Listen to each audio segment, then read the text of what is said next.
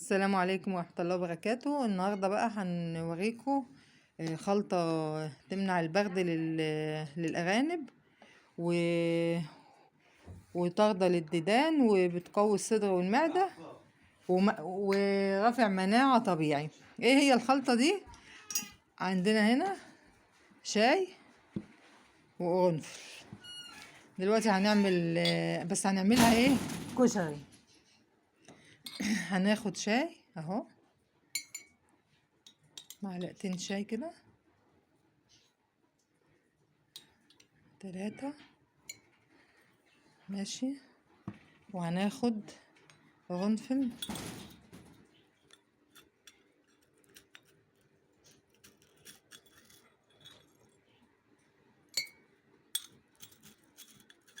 كده. طبعا الدنيا بتشتي دلوقتي، اللي انا كنت بكلمكم عنه امبارح ان الجو مش مستقر خالص.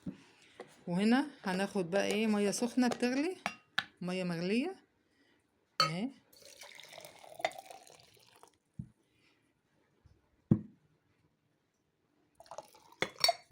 وهنغطي بسرعه عشان الزيوت العطريه بتاعه القرنفل. طبعا القرنفل له ماده عطريه، فالزيوت بتاعته بتطير، فلازم نغطي كده عشان الزيوت تفضل جواه. وهنطلع بقى للأرانب ونشوف هنعمل معهم ايه. شايفين الشتاء عامل الدنيا ازاي؟ الدنيا عماله بتشتي، واحنا اتفاجئنا اصلا النهارده ان في شتاء.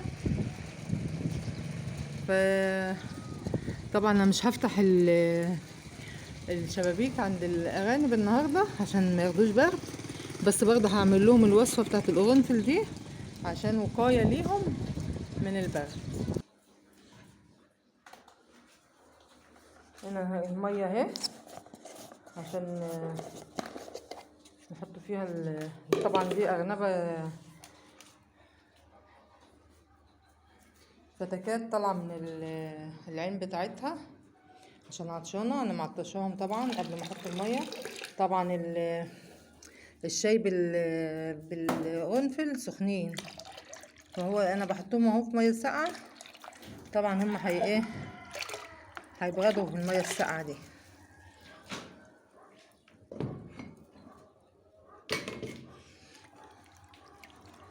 انا معطشه الارانب كلها اصلا، كله عطشان. هنجيبوا البرام بتاع طيوبه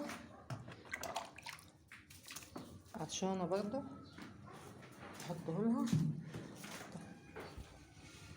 طبعا طيوبه انا طلعتها هنا للذكر عشان هي طبعا الفتره اللي فاتت دي كلها كانت تعبانه، فما عرفتش اعشرها. حتى دخلتها للذكر قبل كده وعشرها، بس برضو مش كانت هي برضو بتزوم كده وما عشرتش كويس.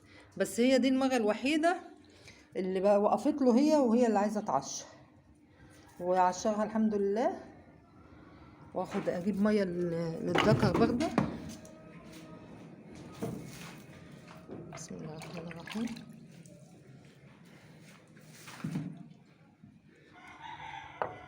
اهو يا عم الحاج اشرب ميه اهي، بس دخل على الميه يشرب على طول اهو. طبعا طيوبه هناخدوها نودوها مكانها اهي، هتشرب برضه. ودخلت جري عند عيالها، بس هتطلع تشرب دلوقتي.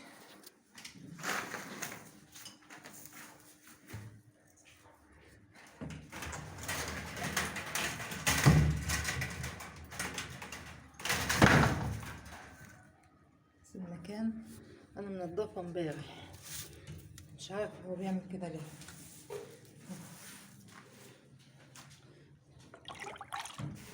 نجيب الميه المعزوزه. لا دي لا، انت طلعت ليه؟ انت خلصت المهمه بتاعتك، خليك هنا لما اجيب لك الاكل. حطيت لهم الميه بس لسه ما حطيتش الاكل. هحط الميه الاول عشان الميه دي مانع لنزلات البرد. الميه اللي هي بالقرنفل دي منع نزلات البرد، فانا دلوقتي حطيتها لهم هي الاول. طبعا كانوا عطشانين ده مكان معزوزة وعيالها، نجيبوا لها الميه وندخلوها بقى.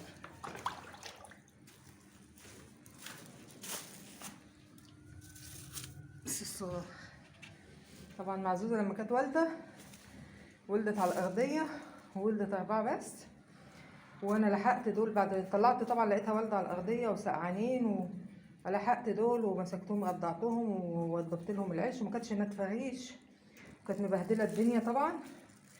فانا الحمد لله انا طلعت بدول منها. واحنا طبعا بنتعلم كل يوم، بنتعلم جديد اهي. استني عشان ادخلك العيال، مش عارفه امسكها عشان ماسكه التليفون في ايدي، فهي هتدخل لعيالها دلوقتي. بس هما بيشربوا اهو، هما طلعوا يشربوا.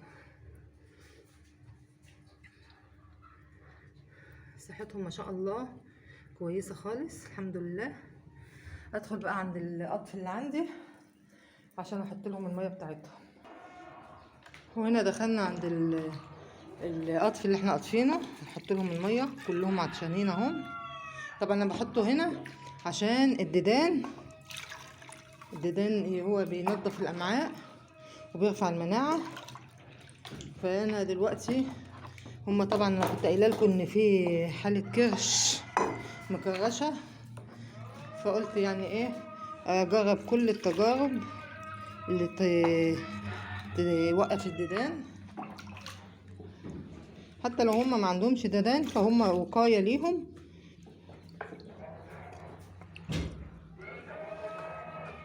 عطشانين قوي، احسن حاجه ان هما ساعه ما يبقوا عطشانين قوي بقى بيخلصوا الميه اللي عندهم كلها. فلما بتبقي حاطه حاجه في الميه بتخلص بسرعه، ما بتبقيش قلقانه بقى ان الحاجه تبوظ قدامها، ان الميه تبوظ قدامها.